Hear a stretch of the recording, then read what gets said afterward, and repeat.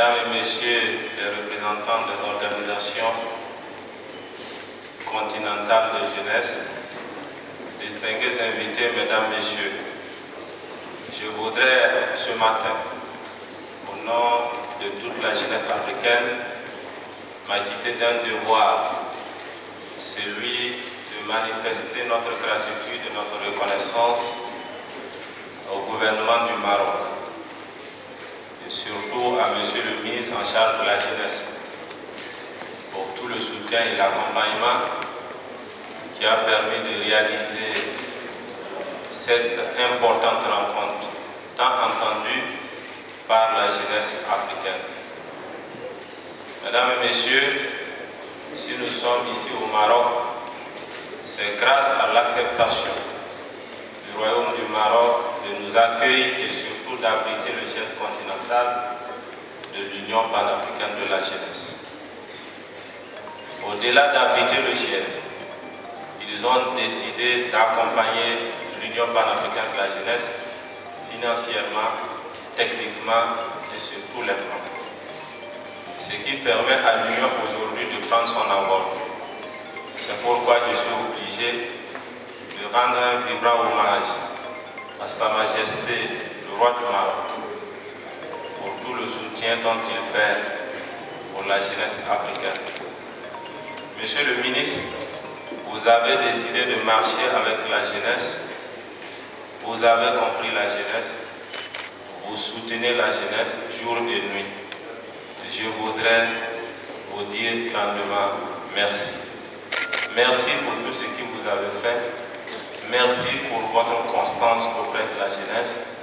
Merci pour votre compréhension de la jeunesse.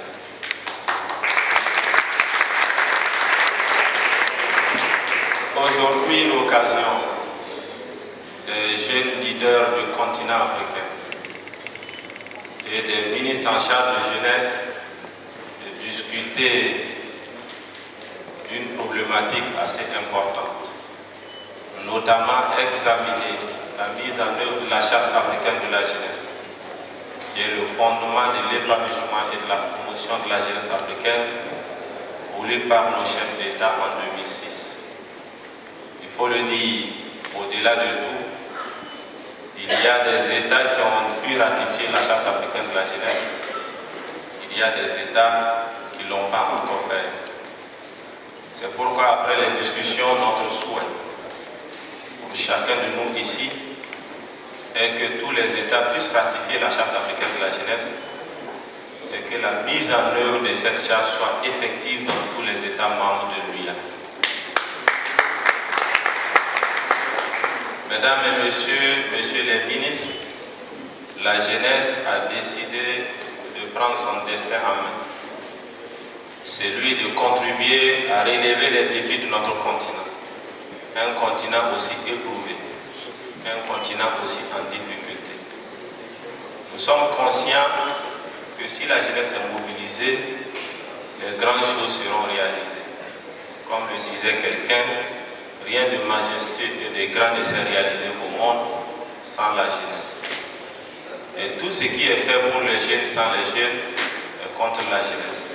C'est pourquoi je voudrais appeler chacun à intégrer dans les politiques de développement la dimension jeune, tenir compte des préoccupations des jeunes, afin qu'on puisse avoir un monde harmonieux où il y a moins de frustration. Préparer la jeunesse, c'est préparer l'avenir de notre continent, c'est préparer l'avenir de nos différentes nations. L'Afrique est jeune parce que plus de 77% de sa population est jeune. Et cette jeunesse doit être la richesse de notre continent pour permettre le progrès et le développement pour les femmes et les hommes maîtrisés en difficulté. Distingués invités, mesdames, messieurs, je voudrais donc vous dire que l'Union panafricaine de la jeunesse, depuis son arrivée ici au Maroc, a bénéficié de tous les soutiens. Également, l'équipe de l'Union panafricaine de la jeunesse ne vise qu'un seul objectif, celui de faire de la jeunesse le fer de lance de développement de notre continent. Mobiliser chacun de nous pour que nous soyons, pour que nous puissions relever ensemble les défis de notre continent. Nous savons bien que dans les États, dans les pays, il y a plusieurs plateformes de jeunes en difficulté ou qui n'ont pas pu avoir la compréhension des différents États. Nous souhaitons que cela soit harmonisé et que nous marchions donc dans le même pas pour le bonheur donc du continent et surtout le bonheur de la jeunesse. Je ne saurais terminer sans réitérer tous mes remerciements à Monsieur le ministre pour tout le soutien, l'accompagnement et pour avoir facilité le déplacement, l'hébergement et le séjour de chacun donc de nos invités. Et c'est ce qui a permis donc la réalisation de cette activité.